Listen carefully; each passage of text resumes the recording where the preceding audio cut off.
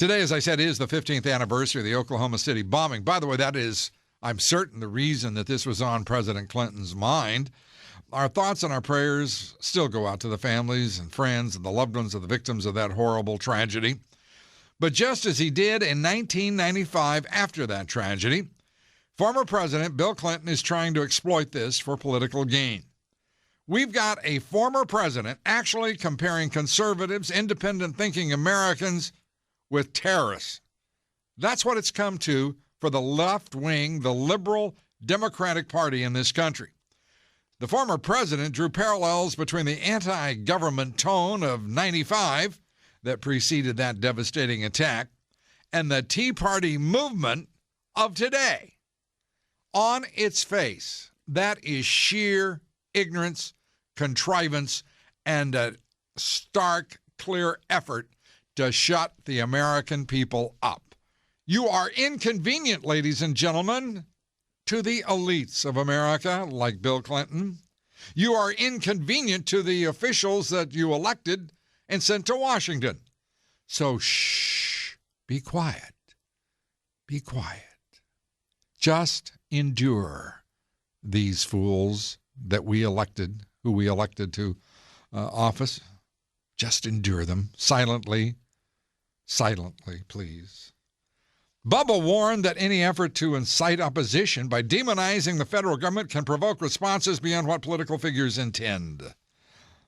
Mr. Clinton said, because of the internet, there is this vast echo chamber, and our advocacy reaches into corners that never could have been possible before. Never possible before. There was an internet in 95. There's one in 2010. I don't understand, Mr. President. Clinton also said, like Nancy Pelosi did last year, that political messages are able to reach those who are both serious and seriously disturbed. Whatever the hell that means. Here's what he said. Before the bombing occurred, there was a sort of fever in America. Meanwhile, the fabric of American life had been unraveling. More and more people who had a hard time figuring out where they fit in. It is true that we see some of that today. Yeah, but that was against a backdrop of an outright assassination at Ruby Ridge by federal officials. It was an outright tragedy provoked by federal law enforcement figures, by the way, in Waco, Texas. This is a man forgetting a lot of things. He's forgetting a lot of things in that tone. And he's also forgetting all of the acts of terrorism throughout his administration that went unresponded to. Unprovoked attacks, acts of brutal terrorism. And this administration, the Clinton administration, Bubba's administration, did nothing. And leave it to one of Bill Clinton's nemesis, that is none other than Rush Limbaugh, to take him to task on his utterly absurd remark. And here is Rush Limbaugh pointing out that any violence from here on, after those irresponsible remarks by the former president, lies squarely upon him. He's predicting that Tea Party people are going to blow up a federal building again. And in the process, I'm going to state right now, if there is a future incident such as Oklahoma City, the blame is squarely on the shoulders of Bill Clinton and Barack Obama. And how did the former president respond? Well, he doesn't think that Rush is making any sense.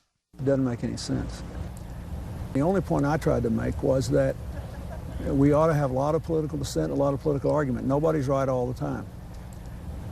But we also have to take responsibility for the possible consequences of what we say, and we shouldn't demonize the government or its public employees or its elected officials. We can disagree with them, we can harshly criticize them, but when we turn them into an object of demonization, you increase the number of threats. But I worry about these threats against the president and the Congress. Well, he worries about the threats. First of all, I don't know of the threats. I mean, I don't know where that came from. But secondly, I don't know of anybody demonizing the federal government or its employees. I do know of people who are sick and tired of the people we sent to Washington, D.C. to represent the American people. Is that demonization, Mr. President? Or are the absurd attacks from the left and the national liberal media demonization?